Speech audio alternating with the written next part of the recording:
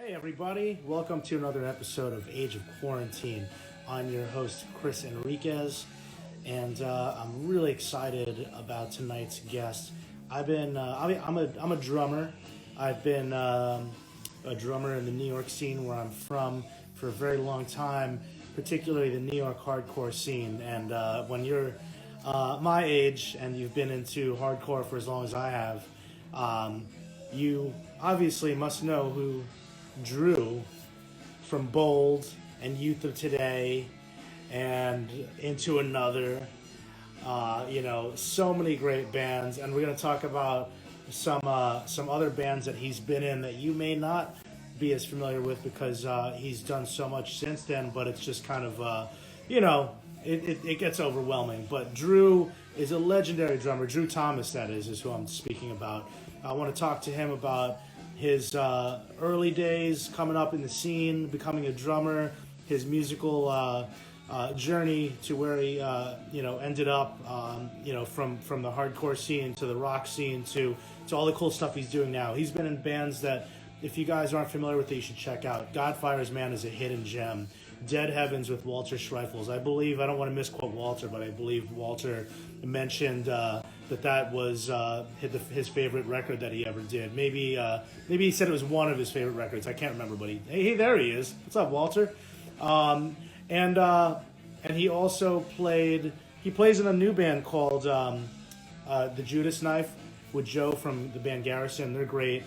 You should check them out. They have some recordings coming out soon. And on top of that, he also has played in a band called New Rising Suns with Garrett from Texas is the Reason.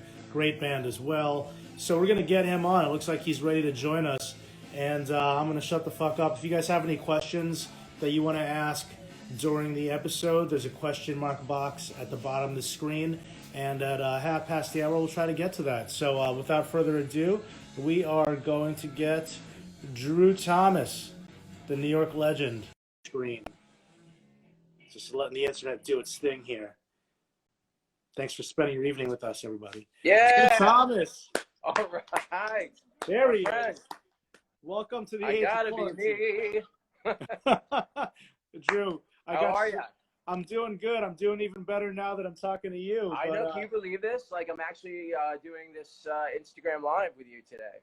It's amazing. I can't believe it. Drew, I got so many congratulations from people that I was able to get you to use the internet with me today.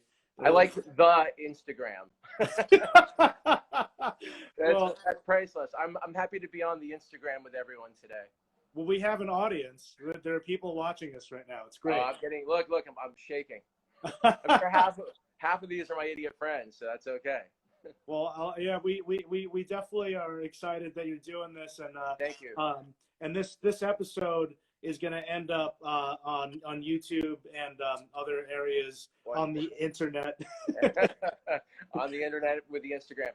Hey man, I just want to say I'm really happy you didn't bump me for the Eddie Van Halen special today, because that was a hard hit for everyone this week. And I think before we get started, we should just say, like, this is probably like one of the most profound musicians in my lifetime, and that was a bitter pill to swallow. I mean, an amazing, obviously, like one of the most amazing players and a huge influence on a lot of stuff I've done. So without a doubt, thanks for not bumping me. And I feel like maybe we should kick off talking. I don't know if you were a big Van Halen fan, but I'd like to say my top favorite track from Van Halen 1 to maybe 1984 real quickly. I would love to do that, but also I also want to mention that I was wearing Eddie Van Halen shoes all day today. I got EVH shoes with his initials on the tongue, and then it's a picture of him shredding and the year that Van Halen started. So if that answers your question, I've been walking around. I love it. Yeah, look at this one. Oh shit! There you go. Yeah, that's the 1984. Well, we also. Yeah, I was going to mention that not only because it's a special week for bittersweet reasons, because we lost the legend, but right. I have to imagine, which you just confirmed, that Van Halen was an influence not only on what I'm gonna guess, obviously Into Another. Right. I think that's pretty obvious to me at least. Yeah. But the later, this is a weird thing, and I'm gonna get into Yeah. this later. But the later Bolt stuff, Yeah. with shit that Tom Capone was doing, you can hear that.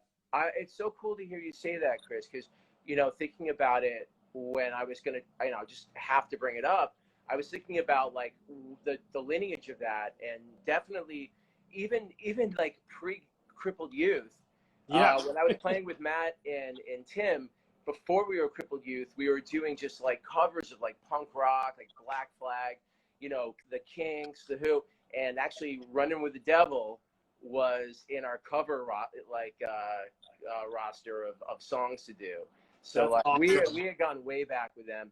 But yeah, I mean, even like early, like the stuff we did for the Bold EP, I think stuff like Hateful or Today We Live. Like, I mean, I'm a drummer, I like to think that anyways.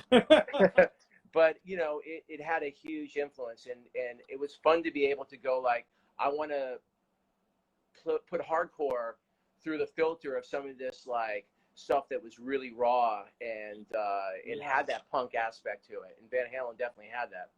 I mean, it's obviously like we should point out too, like let's just think about what Bad Brains sounded like before Right. Van Halen. They didn't sound Right. They sounded completely different after Van Halen entered their lives. I mean, Right. and so like the influence of Eddie's guitar playing was beyond.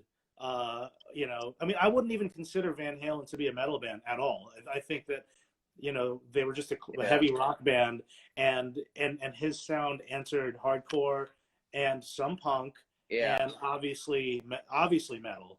But I mean, when you look at, I think like when you listen to their production, a lot of that stuff they were doing was like single guitar takes. It was super raw. These guys just were like the ultimate players. And it's interesting for me, like one of the reasons I feel like I love the dynamic between Alex and Eddie was because he played, like Alex played like so much off of Eddie's guitar lines, and in all of the accenting stuff he would do, like the kick drum stuff he would do. It was just like there's such a great synergy there, man. And I mean, it was a template for me from, like you said, like from like the even for all the big names that are coming out for him, like just from where I am with Bold, and especially with Into Another, from Powered all the way up to like the Fray on the last thing that Into Another did. On this record, it's like it's.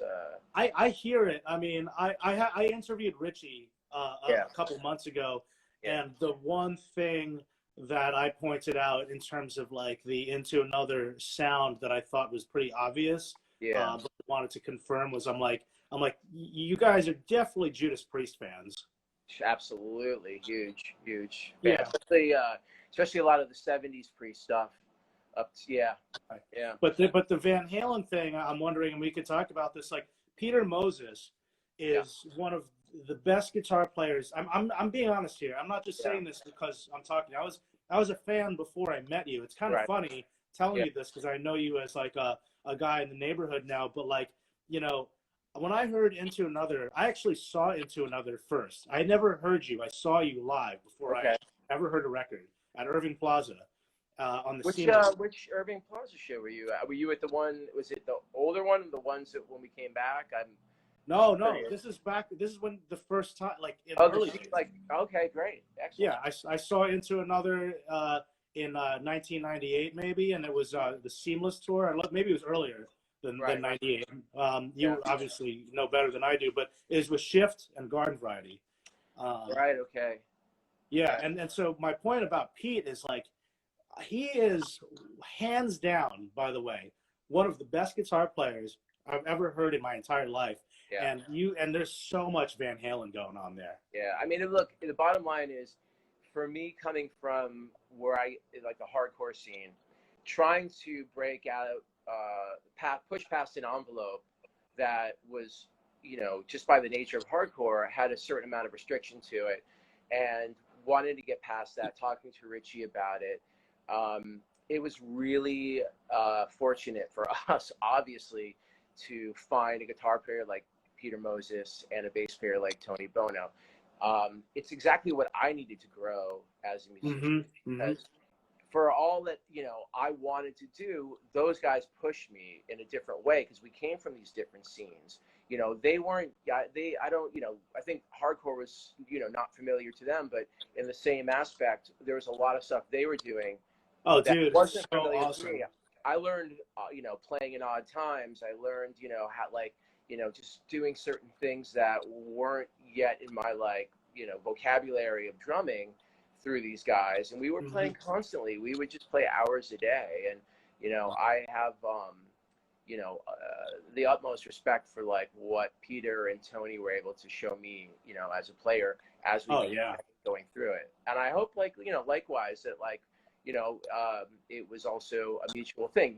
It was an interesting sort of filter between the four I of mean, us. you guys should be, you guys were a lot of different things put together, but, you know, the crossover sound that I guess we refer to in the hardcore scene that happened in the mid 80s in this weird way, you guys should be credited for like this like second wave of crossover because like you just said, I mean, Peter and Tony obviously had a synergy that you could almost kind of compare in a weird way to like the same language that Alex and Eddie spoke Right.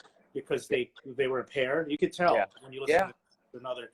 And then you Yeah. locking in with Tony as a rhythm section Right. as a fan. Right. I never heard or saw you do that with anyone before. And Right. it's not a disrespect to the bands you were in, but that just doesn't exist in hardcore unless we're talking about Bad Brains. You know what I mean? It was Thank you. I mean, no, I appreciate that, Chris. That's a huge compliment. But it also came from a lot of time spent together, where we just went, look, you know, we wanted to create. It was a time, I think, in New York where we had the advantage of, you know, a cheap rent in the music building where we can go for hours. I remember going up there to, you know, 38th Street in the music building and spending hours together, just like knocking out stuff, you know, like coming up with like a drum groove. So like when they came in, we can all sit down in this drum groove, or like Tony would have a bass riff, you know, or Peter would have a guitar riff.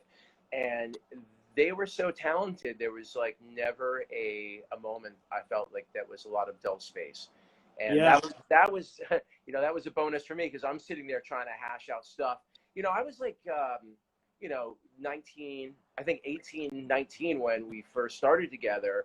So for me, everyone else is just a little older, and I was still trying to find my footing in a lot of it. You know, I mean, I appreciate trying to push the envelope a little bit with the Bold EP, but I you know, it's not the tightest drumming or you know, the most, you know, fluent playing, but it was trying to find my footing in something that was pushing a boundary somehow. That's also the nature of what is happening. I mean, if you listen to any records back then from your scene or from just the scene overall, if you put on anything from Minor Threat to Youth of Today to the Germs or anything Black Flag, you're not, you know, you're not necessarily listening to like the tightest music. Again, you know, with the exception of Bad Brains, you're not listening to the tightest music. But that's not what it was about anyway. Plus, you know, you a know, lot this of is music by teenagers.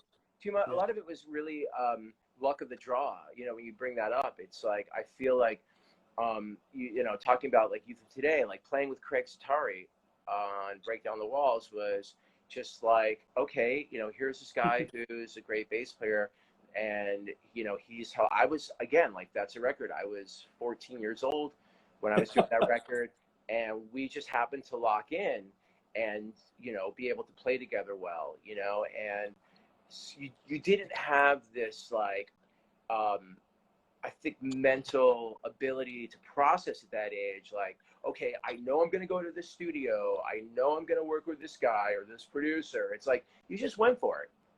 Right. So like, you know, some things worked, some things didn't. But, you know, in the back of it all, there's like, you know, you have to go like, you believe in yourself, what you know, who you loved, who were your artists that you wanted to filter through the channel or filter and like put it through your own, you know, who you are and build on it, you know. So like you said too, like the luck of the draw thing. It's like I don't think, and I could be wrong. It's not like I was there, but like I don't think that hardcore bands in the '80s were doing like pre-production. You know what no, I'm yeah, saying? I don't yeah, think there's a click track. exactly. Pre-production was like getting stuck in the elevator at Giant Studio on 14th Street. Like, okay, that was that. Yeah. But I was actually having a conversation recently and about like the Bold Speak Out album, going from like Break Down the Walls to that, and it's like, if a studio we did that in the same studio. If the studio changed, we're subject to that change. We didn't know. We're kids. We didn't. Yeah. It's not like. I think now there's a little bit less of a naivete, a little bit more knowledge that has been handed down because technology is better. You have an idea. The blueprint has been set. But back then, man, we were just winging it. I mean, I could say, I wish certain things had happened with certain records. I wish I had done this on this record, but hey, fuck it, man. It's like, these records become a certain way for a reason. Yeah, it's all about archiving. Since we kind of got into it a little bit, and not just a little bit, we really got into it. Why don't we do this? We're gonna get kicked off Instagram after 1 hour. A little timer goes off, and it limits your time. So at the end, when I know that we're running out of time, we'll do our top 10 Van Halen. Oh, that would be great. I would love to give my my 2 from each of the first 5 albums. Yes, we'll go back to Van Halen. All right. Now, that would be fun. Yeah, we want to talk about you because this is your hour, and we're getting into it here. Before I get to my questions, let me just ask you this, since we're having sort of like a natural flow here.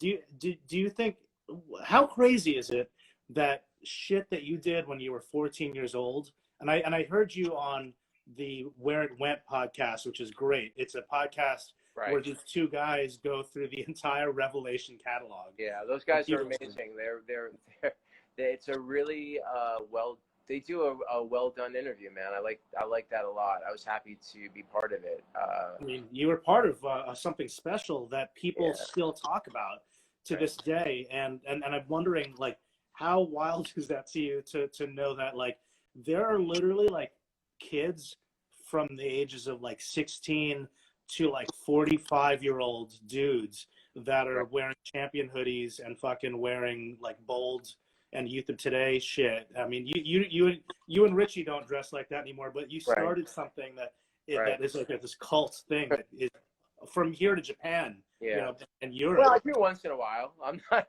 it depends on the day you get me. But look, the bottom line is, I feel really privileged that people are still, cognizant of that music, that they remember it, that they like it. I mean, without those people that would keep that memory alive of those things, I'm irrelevant. I mean, it's not about it. Really, it's not about me. I just did what I like to do, and I still do. I played the music that I liked back then as a kid, and I was lucky to be in the right place at the right time, and also bust my ass to get shows and be with friends that also were like busting their ass to get shows and play and do everything DIY. And it's a time that, is really close to my heart. I mean, I set the trend for my life in those years. But, the fact that people still, listen to that stuff, and it really makes me happy, because I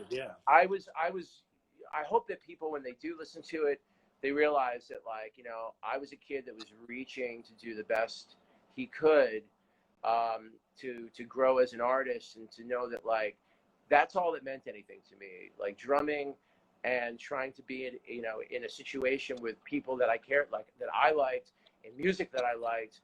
It was really pure. It was that was everything, and maybe that's what transcends. The fact that purity transcends.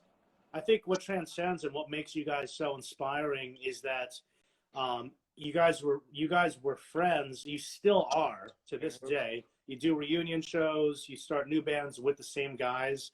You're in Dead Heavens with Walter. You'll appear with Youth of Today once in a while and Bold.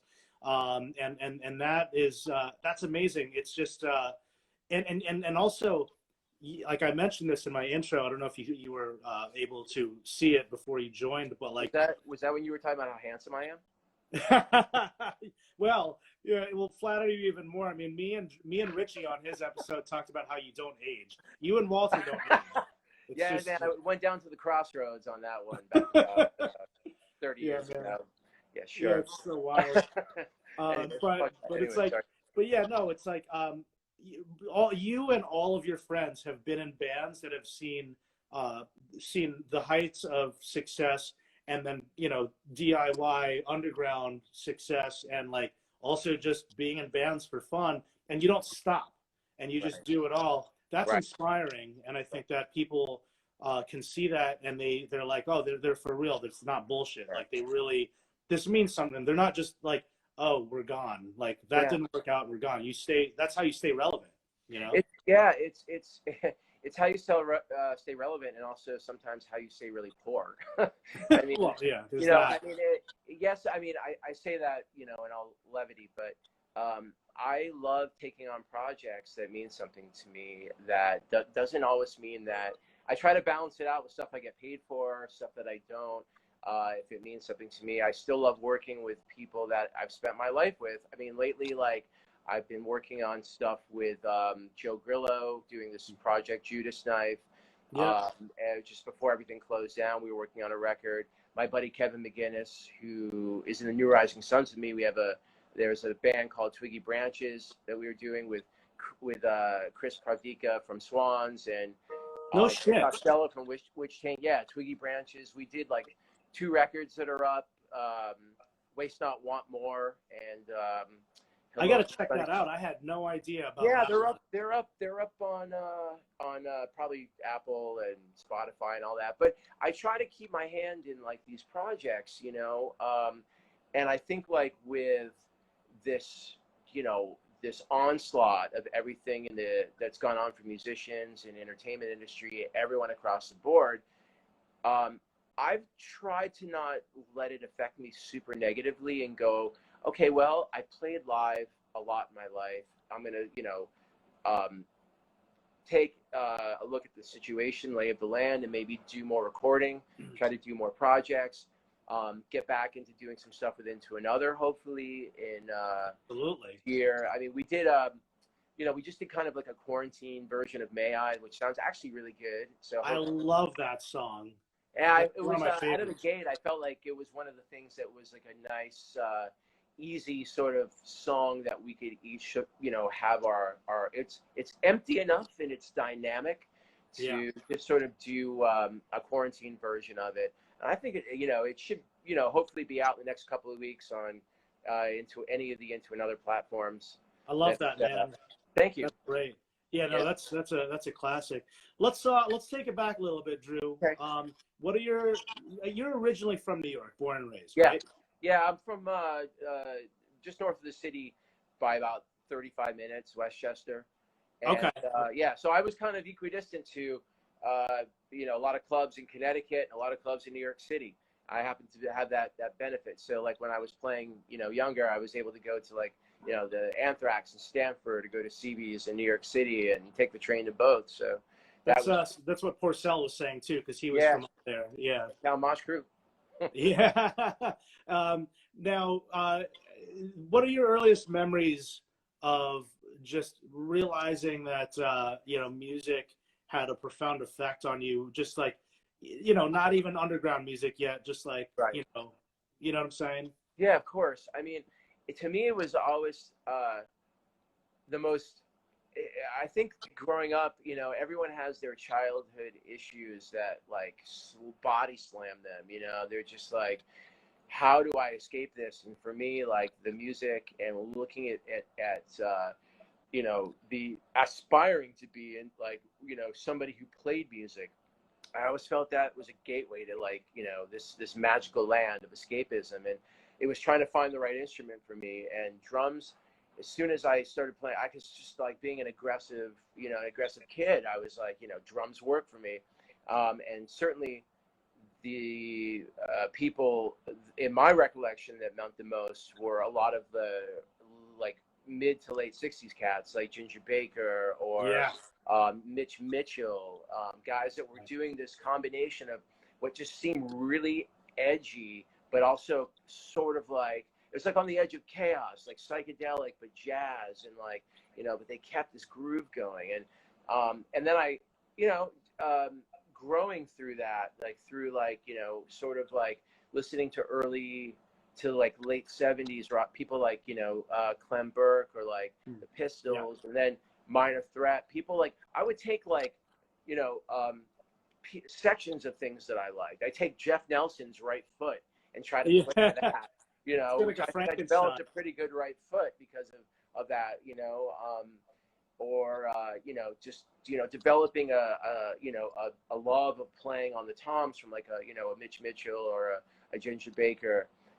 So it's like, you know, you become a hybrid of these bands, you know. I think you know, I never was someone who wanted to like emulate anything in particular, but just to put all of the things that I love into this blender and become a lot of it. But certainly I went through like a lot of 60s stuff. The Who was a big one for me, you know, the Tommy era stuff. And like, you know, Judas Priest was a big one for me, like in the 70s. But, you know, and I lost a lot of time too, because when I started to feel like my formative years in, you know, growing up as a teenager, those bands weren't around. So like the thing that was the most edgy, the thing that I felt the most visceral was hardcore and punk rock. And there were a lot of great players in that, you know. It's like, I felt like, you especially know, drumming.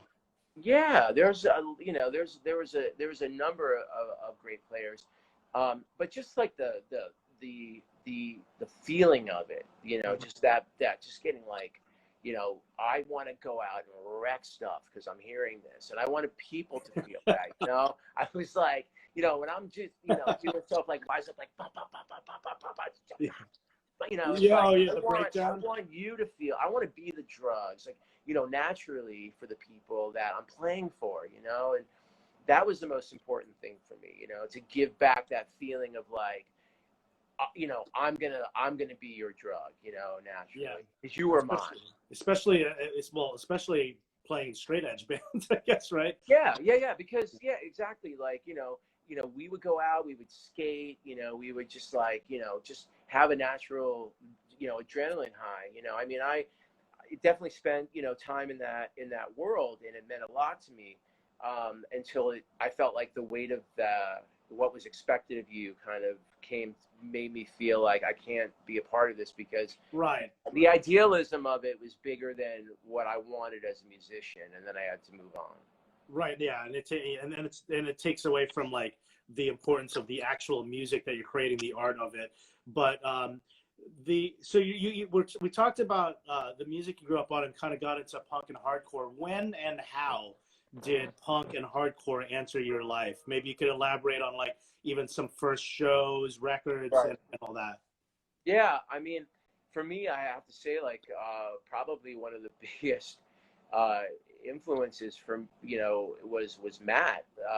Matt had, you know, his older sister Kristen was already going to the Anthrax and buying a lot of cool like new wave punk rock records, and you know, Matt was introducing me to a lot of that stuff. That's Matt from Bold.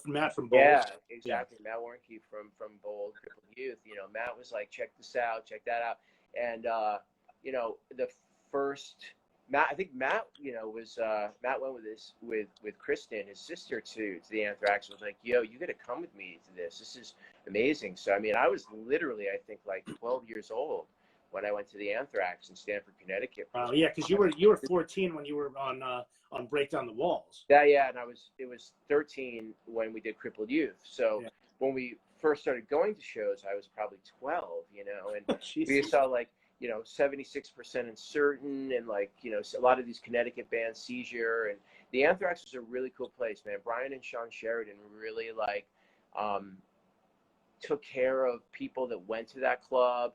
It was a really special place. I met a lot of great people, man. And then me and Matt submitted the Crippled Youth cassette in whatever form it was to those guys, and they were so cool, man. They were like, you can play here. So what did they do? They booked us on a bill with the Descendants. No shit. That was our first show. You got to be kidding me.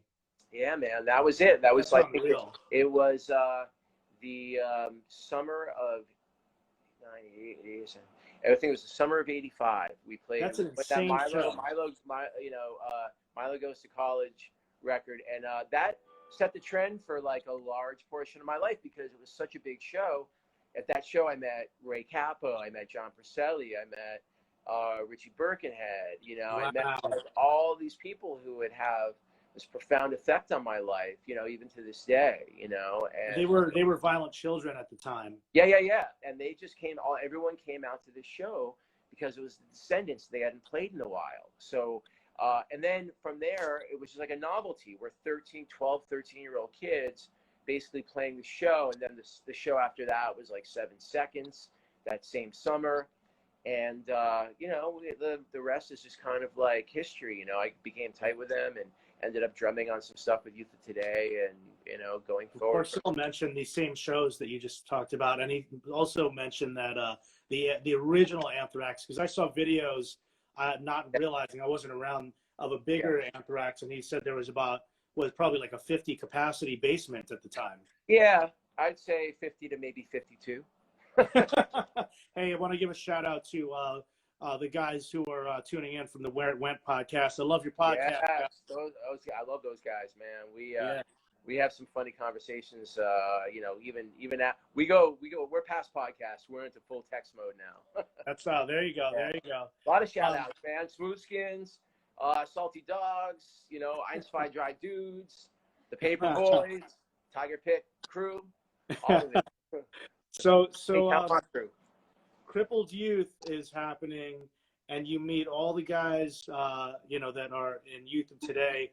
Talk about, well, everyone knows the story, I guess. So, well, why don't we bring it to this? What are your fondest memories of being with Youth of Today and making that record and your time with them? Wow, that's, I just love that. For me, I didn't feel super comfortable in high school. I was, I felt like I was really blessed to find this whole scene outside of the school setting, because I just didn't fit in, and like a lot of kids don't. However, for whatever reason, I was lucky enough to like make these connections because I was so determined to get out of there. I was just like, you know, God bless, you know, John Jay High School and that whole thing. But I was like, I know there's something else out there for me. And through these guys, through like Matt and Tim and Zulu, like we were like, let's go play these shows. And meeting Youth of Today was amazing. It was amazing because like John Porcelli and Ray Cappo, man, those guys like really had a huge impact on my life because first of all, they were just considerate, man. They like cared about what we were doing, and they saw like the fact that we like gave a fuck about what was going on, and they were like, wow, you know, like these, like we see something in these guys. And it wasn't that they were so far ahead at the time. I mean, they had just started, but you know, we just had this sort of like mutual admiration of like, we like each other. And it was just a friendship, man. And that was so cool. We go to their rehearsals, they come to our stuff, and like watching them build what they did was electrifying. I mean, I remember being at like their rehearsals that summer, like, and I was like staggered when I first saw them in like a little room in like John Porcelli's basement playing with like their original line from EP. I was there with just Matt, and we were like just started like moshing, like punching each other. We're like and listening to them in a, I mean, for people that like Youth of Today, you can't imagine what it was like to be in a tiny room while they're playing Expectations. Oh just my for God. them. I mean, it was like, and then you know, they go from being your friends to like being your bandmates. Like, hey man, we like your drumming, you know, like, hey, you know, Crook, like Purcell. I have this Purcell calls me Crook because I always like the name Twisted William from Last Rites. I always thought it was cool. So he just calls me Crooked. So he goes, Crook, you gotta play drums for us, man. I was like, okay, cool. So it was Mike Judge that you replaced, right? It was actually earlier than that. I went through two different periods. After Darren Pesh, the original drummer, stopped playing because they went to college, I played with them through a cycle of shows in the fall of '85 in Albany. My first show at CB's was with Youth of Today, opening for Agnostic Front, and that was that fall. So I would go, and I remember at that time, like being up in Albany while I was, working on stuff and Ray being in the back room at this bedroom in Dave Stein's place, who promoted all these shows up in Albany, working on like One Family and working on. We had the bass line. I remember he had the bass line for One Family showing Purcell, and just being there for all that stuff. At the time I was just kicking back and listening to it, like, okay, let's work on this. Yeah. And then I had to balance it because I felt bad because I didn't want to leave Bold, and I'd have to, I had to juggle it because those guys, they wanted to play all the time. I'm still in high school. So basically, a lot of the shows I was doing at that time were like double duty on drums. It's like Crippled Youth, Youth of Today. I mean, it was and eventually sweat. Bold and Youth. I was sweating a lot. Yeah, yeah. Well, Bold had existed at the same time as well, right? Yeah, that was a little bit later. I think that Bold. I think I had finished with Youth of Today by the time that we had named it Bold. Okay. After I think that Tommy Carroll came into the mix with Craig somewhere in the '85 to '86, and then when they went on the tour summer of '86 with 7 Seconds, something had gone wrong, I remember, and they called me up and like, can you do this tour with us? So I would kind of fill in for them from time to time. So that was my first pretty much major tour. I did like a bunch of Northeast shows with them, went to Canada with them, almost didn't get in. They thought there was like human trafficking. I was like 14. They were like, they called me, the Canadian state, the police, the customs police called my parents. So like, these guys? God. It was crazy. And then went down to Detroit, Chicago, and all that. So that was like my first real tour. And that segued into the fall of that year when we recorded Break Down the Walls. And subsequently, that was pretty much it. I left not that long after. Yeah. It's an important record from your past. I'm gonna breeze a little bit only because I really want to talk about Into Another before we run out of time. And I'm telling you, man, the time runs out quickly. We're already 20 minutes left here. Crazy. But that's what happens when you're having a good time, right? Yeah, man. But, I know, right? I'm having a good time. I don't know about all the other people out there. Oh, they're still watching. We got the audience. So, that's cool. so Bold, really quick before we step away from Bold. Bold went through a bunch of different lineups, and then started going a little more like with some metal crossover influence. Right. Really cool shit that's on the discography. And then let me just ask you this before we move on to Into Another. But you did all the reunions. There were rumors that you guys are sitting on a unreleased record or some new stuff. Is that true? For Into Another? No, with Bold, like new stuff. No, I mean we have a few songs that we've worked out. I'm not sure in what way I really think it's the best to do it. I was thinking in 2021 to try to get Speak Out re-released, whether we remaster it. Unfortunately, the tapes are long gone. We don't know how to remix it. Damn. Which is a shame because though we did it at the same studio as Break Down the Walls, they had changed the studio at that point. So it's a much different record based on the layout of the studio. But we could do like a remaster and maybe try to add a track or two because there's a couple of things that me and Tom and Matt worked on that I like a lot. So maybe we'll just try to get a re-release with a couple extra tracks on it, just for the fun of it. Yeah. I'm sorry. Hang on 1 second, Chris. I'm going to try to plug this in because we're about to run out of juice. Oh, yeah, no worries, man. And make sure, hopefully it doesn't fuck anything up. Yeah, no, you're good. You're good. Okay. You all plugged in? I think I'm plugged in. Okay, and, good. Oh, man, I'm psyched the Where It Went guys are digging the new Rising Suns record. Yeah, man. That's cool. Is Garrett still? It's with Garrett still, right? Yeah. I mean, we'd have to. I mean, it's so much stuff. It's unfortunate, but like, talking about like that moment in time, I had so many great years with Into Another, and there was this incredible amount of like pressure at this moment because the Hollywood Records was very difficult. You know, I don't think at first I thought they got the band, and then it seemed like they just went south on us and didn't really try to make an effort to understand it.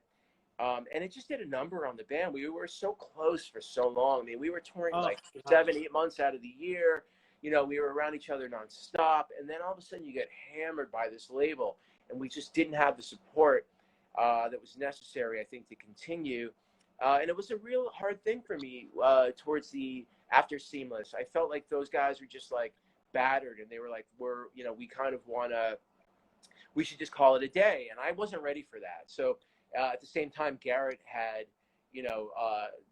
similar sort of experience with Texas, and David Walter actually was like, "You guys should play together," you know. So we should clarify for Texas is the reason. This is Garrett from Texas. The reason, right? Exactly. Yeah. So we started the New Rising Suns with Kevin McGinnis, and we did a great record that like everything else sometimes just goes by the wayside, and Virgin ended up in this big joint conglomerate industry thing, dropped the band. But it came out on the Arctic Rodeo recently, and we remixed it, remastered it, and actually I think it's just remastered. I don't think it's remixed, but it sounds really cool, and I'm psyched. Yeah, man, it's a great record. Yeah, thank you. I was just texting with Garrett. We're gonna get him on as well, right. And we'll talk a bit about that. Into Another is my favorite band of yours. You've been in a lot of bands. It's just an unbelievable band. So talk about how you met those guys, and you got two guys come from the metal scene, and then two hardcore kids, and you start this band that is an incredible rock band, and like you said, you end up on Hollywood, which for better or worse, it got me exposed because I started out with Seamless and then I went backwards, and Seamless is fucking unbelievable. But talk about that, how you came to find those guys. Well, Into Another was basically like, without naming the band Into Another, me and Richie sort of had a common thought back probably around like early 88, where we were just like, we wanted to push the envelope past what we were doing with hardcore. And I really respected Rich and the stuff that he was doing. And I was trying to move on past that. So we were like, look, I said, can you wait till I graduate? Because I'm, still just love to graduate high school to get out of here. And then we can see what happens. And he did. You were still in high school? I was still in high school when we were talking about it. Because I was at that time I was pretty much family, because I was going out with Richie's sister for most of my high school time. So we were like very close. We'd hang out a lot. I'd go down to see him when he was working downtown at Wawa Hut or the Pyramid, all that stuff, and we talk about this stuff. So we put it on the burner, and as soon as I got out of high school, it was like I moved down to the city. Actually, my first apartment was with Arthur from GB.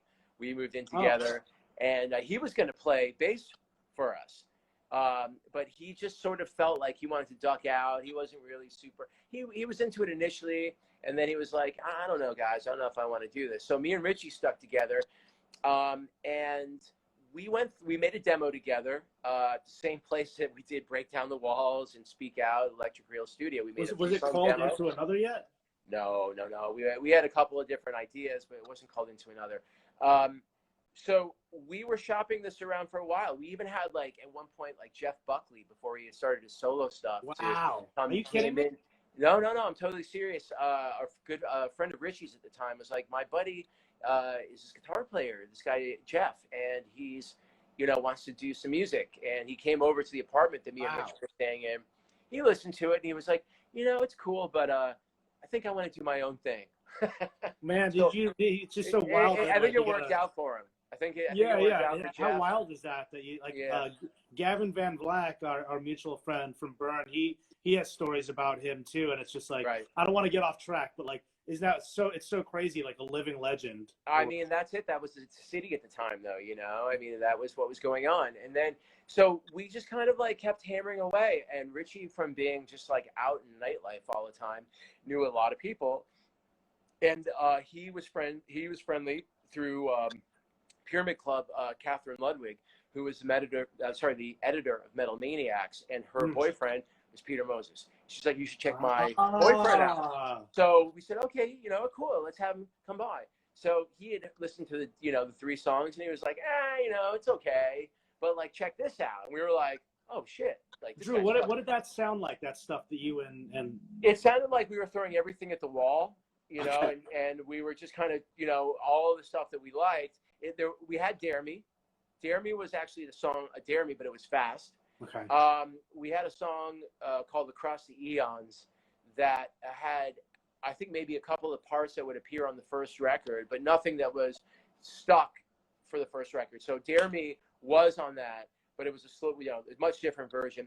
So Peter came down, he worked out, so it was the 3 of us, and then he said, look, between him and Catherine, they knew Tony through Tony's and his girlfriend at the time. And he goes, you know, these guys great. You know, he's also, you know, like he's an aggressive metal bass player. And we're like, you know what? We're so tired of hardcore. Let's see what this is. So we have this cross section of, you know, these 2 hardcore guys, me and Richie, and trying to expand, and then giving us like, you know, this other diversion thing of Tony and Peter. Said, okay, let's give this a shot. And we wrote a lot of stuff right off the bat at the music building. Between 38th and 39th on 8th Avenue in Manhattan. We wrote the first record there. Hey, Drew, let me throw this out there real quick. Yeah. From one of the folks watching. What was the first song Into Another wrote together from Drink to Remember at Beer Street, New York? It was Underlord. Underlord was wow. Underlord was the first song. I think Peter had most of the changes, and I think like there were aspects of the song Across the Eons from the demo that we applied to it. And it might have even been like we worked on it at like Giant Studios on 14th Street, because me and Richie were living on 7th Avenue between 13th and 14th. So it was like, you know, we just fucking jump out of that place and get stuck in the elevator going up to the room. And I think we worked on me, Peter, and Richie. It was before Tony. And then after that, I believe Peter had Powered. That was his. Again, you know, stuff like Powered, super, you know, sort of Van Halen driven, meets Priest. Lots of prog happening too. Yeah, but in a cool way, I think that was like, you know, coming from this cross section of those 2 and me and Richie, it had a balance to it, you know, that we were lucky. I think at the time we didn't really realize it, but you know, and maybe it caused a lot of it could have been frustrating, or you know, it caused a lot of moments of going like, you know, we want to do it this way and you guys like that, and it's frustrating, but it inevitably, you know, I can look back on it and say that it had its own magic, you know. Let me just take a couple of comments here. Jeremy from Super Touch, what up, buddy? Yes, I love those guys. We you know, that from the days of Bold and even Crippled Youth, Mark Ryan was a good buddy. Love Still Mark is. Ryan. Yeah, Mark's great. Even the stuff we did at the last run of Into Another shows where you were playing for Beyond, those guys. Mark came down when we were doing the Boston show. Great, and Viv, one of my favorite hardcore guitar players too. Viv was John Viv, man. Yeah, yeah. Mark's another one that doesn't age. Yeah. Nick Sonetto, Game Changer, Into Another Rules. Andrew Michael Lee, first record is mind blowing. Sean W822, 4 legit virtuosos. Yeah, amazing. I couldn't agree more. Thank you. I mean, if anyone has, you know, if they're looking to like, you know, trivia style, anyone wants to know any questions, I'll lie. I'll lie about everything. I'm gonna get through a few things here because I know you want to talk about your favorite Van Halen songs too, and we got 10 minutes. That's now. right. But hey, one thing real quick, Chris. I hope that, you know, talking about this Into Another stuff, that everyone goes back, you know, after this and maybe checks out the last thing that we did. You know, the stuff, the ominous EP. Yeah, the EP, because I really like that. I feel like the stuff that we did, you know, Brian and Reed, man, when they joined up I never thought we could have pulled stuff back together after, you know, the death of Tony, and we were really scattered Rest in after peace. after what happened with us in the end of the '90s, and those guys really helped pull back to center, and it's been absolutely lovely. Into Another is a family now more than ever, and I really love that we did on that record. I think that the Fray, Cross, and Ominous, like those three songs, somehow fit between Ignorus and Seamless, you know, and I hope that, you know, so I realize there's a lot of people that don't know that we had actually done something, you know, a couple of years ago, and check it out. Check that thing out. I love that record, and shout out from Walter Schreifels here watching. Omens Yeah, is man, great. Walter, that's my brother, man. We were actually having some good jams lately. Yeah. Sure. Oh yeah, Dead Heavens, man, great band. You've been. Let's just mention this too. Drew has been in a lot of great bands that we're not. We unfortunately haven't gotten to talk about as much. We talked about New Rising Suns. Judas Knife has stuff coming out. He was in a great band, one of his best bands, Godfire's Man, with Artie Shepherd, who owns St. Vitus, and of course, New Rising Suns, and Stoop, New Rising Suns, and Dead Heavens. So let's and also there's you know, also Aerial Love Feed, which was an interesting departure just because it was electronic, man. It was like one of the first sampled bands that I had done. That was a real blast, man. Aerial Love Feed's a really cool band from Williamsburg that in Greenpoint that I started playing with in the early 2000s, and man, like it was a cool departure for me. So check out Aerial Love Feed as well sometime. Oh my God, Walking Concert. Sorry, shout out. Oh to yeah. Jesus Christ, Drew, you've been all over the place. We can't possibly get to it. It's amazing. I'm a young 65. So let's. I got a dorky question from me as a fan here. I've heard. Speaking of electronic music, I heard that after Seamless, there was a unreleased Into Another record that had some. The rumor was that it was like kind of like experimenting with electronic stuff. Are we ever going to see the light of day with that? No, I don't. I'm not. Here's the problem with that record. So around that time that we were finished doing the Seamless tours, I got really into a lot of electronic stuff like Prodigy, Underworld, Orbital. I was going out all the time, and it was now it sounds a little trite, but at the moment I was really into the idea of like crossing over a lot of like harder electronic stuff with Into Another. I felt like it could be something that would have been really worthwhile if it was done right. And as we were trying to do it, it was also battling the record label. And when they came back around to like get behind us again, I felt like I was already in the New Rising Suns. I had a lot of pressure on me. So I was trying to start a new band, and they were going like, you got to continue to do this Into Another stuff. So we were out in England. I met with a bunch of producers. I tried to make that record happen with the rest of the guys, and I felt like I failed the band at that point, I think a lot, because, you know, a lot of that was my vision, and I feel like Peter and Tony weren't able to shine the way they should have. I feel like I wanted to show the best of them and the best of like what we could do as a progressive rock band with a lot of electronic elements. We just didn't have the right production for it. It was so young in the game, and now it's like that was like 98, man, you know. And now did you finish it though? We finished it, but it was so to me it was such a bad time, and I think it fell so short of what it should have been. It's not something that I'm proud of, or I'm more proud of the idea that I wanted to do that at the time, that I felt like, hey man, if this was done correctly, we could have had an amazing record that cross-collateralized Into Another with like Prodigy and made it sound something that would have been like really incredible. But you try sometimes, you know, the ideas fall flat, you know, and you lose a few $1 million. Dude, man, so many stories that people on the show talk about with major labels, and it worked out for some people, but you know, I think the lesson learned here is like you see so many bands going back to Revelation and going back to like the labels that are still here and doing stuff, and I think Discord had it right, man. Yeah. You know, oh my God, absolutely, man. You know, I have so much love for Revelation, for the fact that like I see how much stuff still coming out on that record label, and being able to have a conversation with Jordan Cooper and about like re-releasing stuff. And I mean, to have a friendship with somebody that, you know, you could talk that does a record label, that you can, talk about, re-releasing stuff. I mean, that's such a rarity. You don't get that. And I'm happy that in a lot of ways that industry is returning to that facet. Absolutely, absolutely. There's less cooks in the kitchen, Yeah. and just Yeah. more real people, you know. Exactly. And that's great.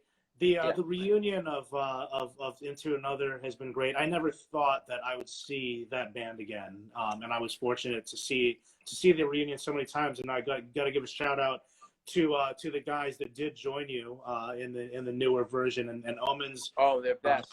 I yeah, think they added a whole, beyond a second life to that band. I really never thought that it would be possible to do that band again. And, as much as I, have, such a great history with Richie and Peter, and obviously, Tony's gone, it never felt like it could happen. But those guys were just the coolest, greatest musicians to step into that role, because they sat back. There was no ego involved, and they just brought out the best of us. And like I said, I feel like Into Another is even now more of a family than it ever was. And I have so much respect for Peter, for what Peter has been through recently. And how's he doing? Is he all right? We were just all laughing about stuff last night, on a thread, and we do from time to time. And as soon as he's able, I will try to get in with him to work, because one of my, I can't do Into Another without Peter. I love writing with him and working on. Oh yeah, absolutely. Yeah. All right, so we got 4 minutes left. Van Halen. Yeah. Top 10 songs. Give me the top 10 songs. Can I do my top from each record up to 19? I'm gonna say Van Halen 1. Okay. On Fire. Yeah. Van Halen 2. Light Up the Sky. Fuck yeah. Women and Children First, which is probably one of my top 5 drumming records of all time. I would say Romeo Delight and Everybody Wants Some. It's a tie. Yeah. I would go Dirty Movies from Fair Warning. And I would say Hang 'em High from Diver Down, and Drop Dead Legs from 1984. That's a great list. Deal with that. Well, you know what I wanted to add? Just that's your list, but Little Dreamer, man. Oh, yeah. That song doesn't get enough love. That song, as I've been going back into their catalog, I rediscovered. I want to see if they played that live. Because it feel like it got ignored. That's a whole aspect of them. I feel like we can do that side of them. Unto its own, because that's their dynamic is just, that's the brilliance of them.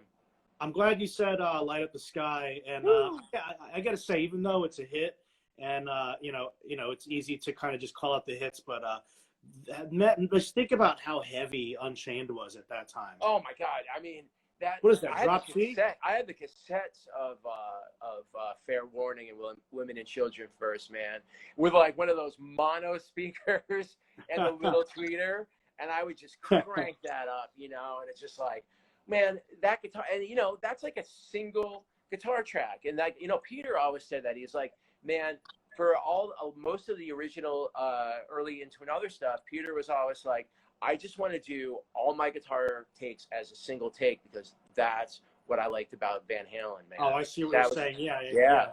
It's just, there's a strength to it. Especially when you're not trying to mix 20 guitar tracks together, you just got this badass one sick guitar track, So a lot of that early stuff was just done that way. Yeah, I could hear that, because it also sonically, with the effects and all that, it could, with what that kind of guitar playing is, it would sound cluttered if there was too much shit going on. Yeah. You hear the solos, they're great, and who needs to double Unchained? You know what I'm saying? I mean, is there such a thing? No, exactly. Man. Yeah. Fucking A, man. Well, all right. We got it. Well, do you have any last words, comments, shout outs, anything you want to say to the people before we say goodbye to everybody? No, I just want to say thanks for still, being there as friends and family and listening to the stuff that we do. And, it's obviously been a rough year, but as long as we keep this going, man, and just stay together, that's everything. Let's just I hope you guys stay alive, because you guys are the most important club in, I think, Brooklyn. And I love, you're all family to me. So, be well, everybody. Take care of yourself and take care of each other.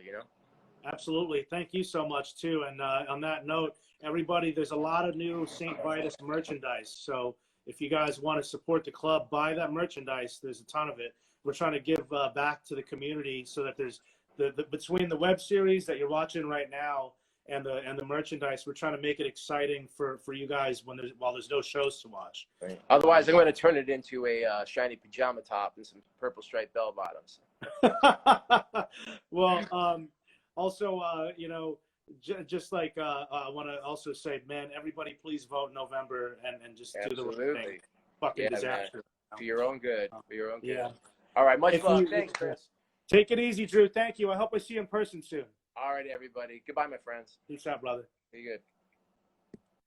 All right, guys. If you like what you saw, just tune in to my YouTube channel, Christopher Enriquez. Look me up. All the episodes are going to be there. And immediately after this is over, it'll be here on the St. Vitus channel also. Stay safe. I'm going to go have some dinner, and peace out. Love you guys.